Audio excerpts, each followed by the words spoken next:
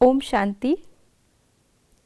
आज 1 मार्च 2022 है और आज का दिन शिवरात्रि के रूप से पूरे भारतवर्ष में मनाया जा रहा है।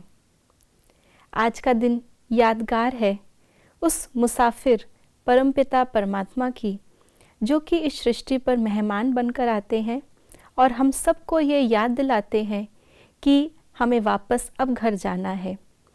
और घर जाने के लिए हम आत्माओं को महान आत्मा अर्थात पावन आत्मा, जो फिर देव आत्मा बनते हैं, ऐसा बनाने का ज्ञान देते हैं।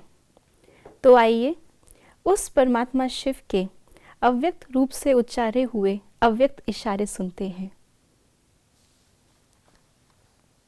उपराम व दृष्टा स्थिति बनाने के लिए 2 बातें ध्यान पर रखनी है। एक तो मैं आत्मा महान आत्मा हूँ, दूसरा मैं आत्मा अब इस पुरानी सृष्टि में व इस पुराने शरीर में मेहमान हूँ।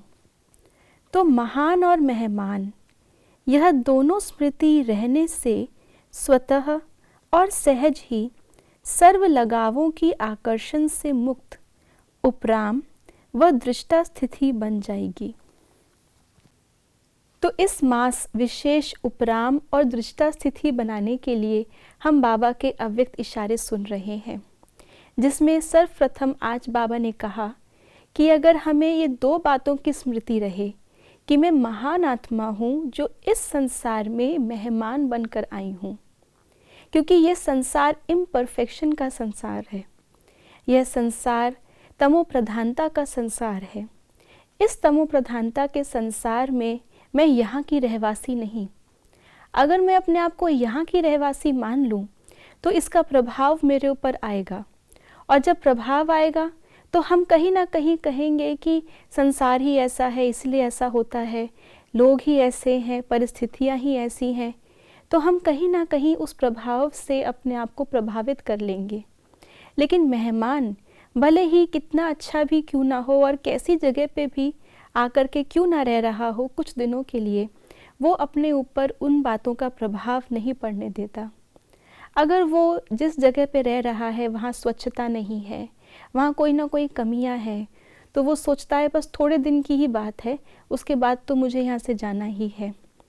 इसलिए ना तो वो अपनी महानता खोता है और ना ही वो छोटी छोटी बातों में उलझ करके अपने समय को व्यर्थ करता है।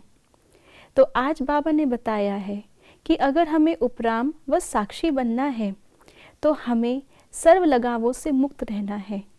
और सर्व लगावों से मुक्त रहने के लिए आज का जो चिंतन का बिंदु है, जो धारणा की बात हम लेंगे आज के अव्यक्त इशारों से, वो है कि मुझे मेहमान बन करके अपने आप को महानता में स्थित रखना है। ओम शांति।